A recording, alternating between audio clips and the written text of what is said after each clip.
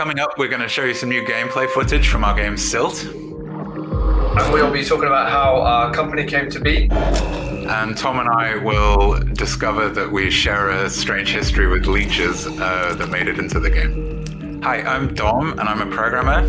I'm Tom, I'm the art director. And we're here at the London Games Festival official selection to show you our debut game, Silt. Let's dive in.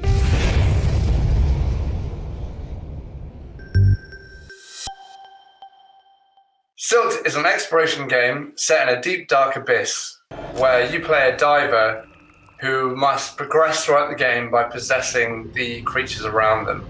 So the diver, they don't really have much in the way of offensive or defensive capabilities themselves, but the creatures around them all do. So the diver is able to send out their soul and aim it at one of these creatures, and then when they release their possession button, they will take control of the creature, and then they'll be swimming around as that creature.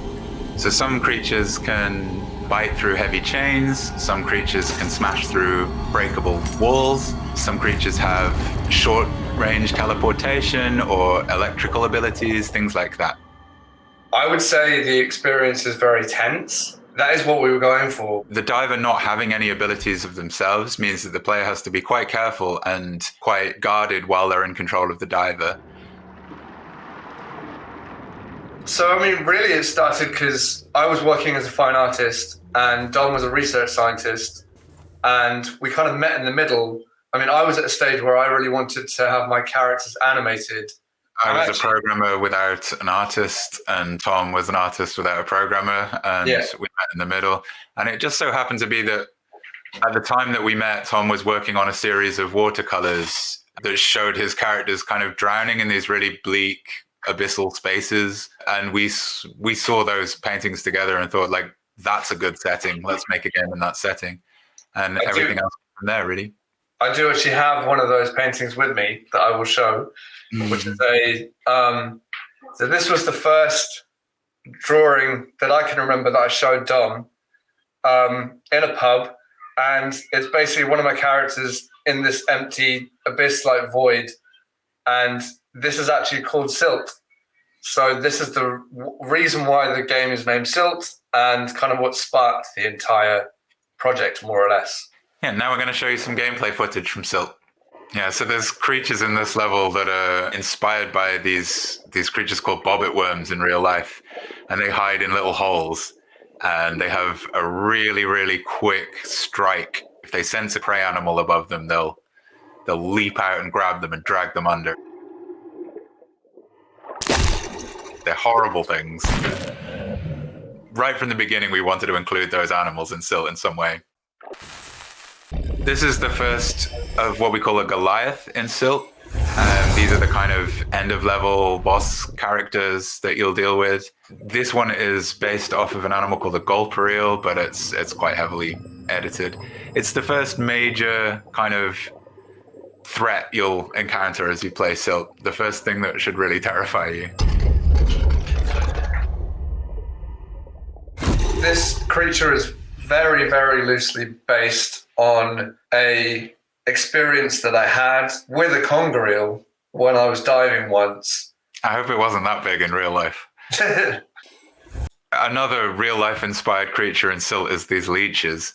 And when you find these in this dark undergrowth, you're really, really very vulnerable, and there's not a great deal that you can do to keep them away from you, except that they seem quite afraid of your headlamp.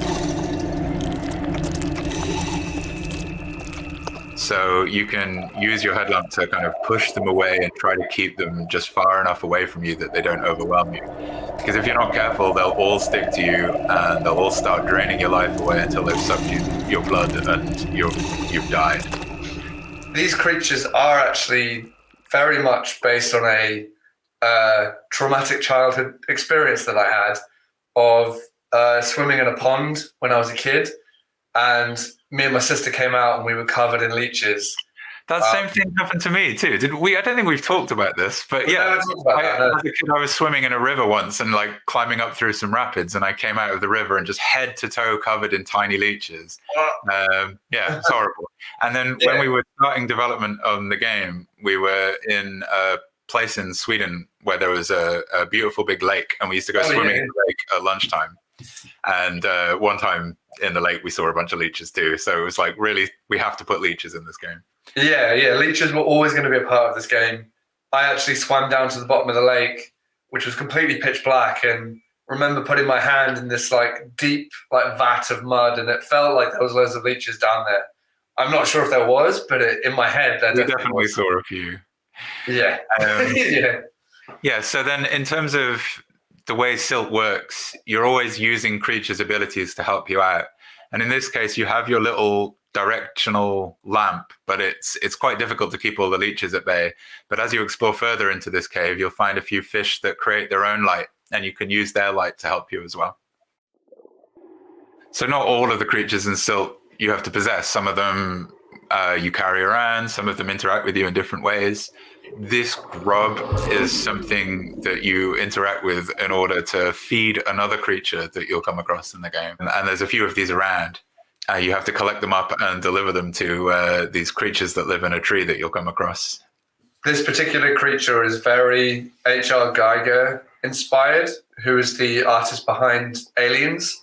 And I've always had a massive fascination with face huggers, which is one of the creatures from Aliens. And it's just one of those like creatures that had to end up in Silt.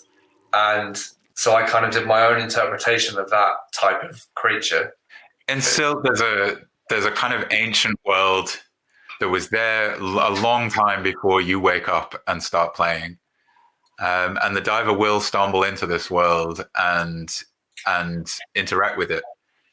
The idea with the world design of Silt was basically that there was always this kind of overarching kind of historical setting, which was hinted at throughout the world design.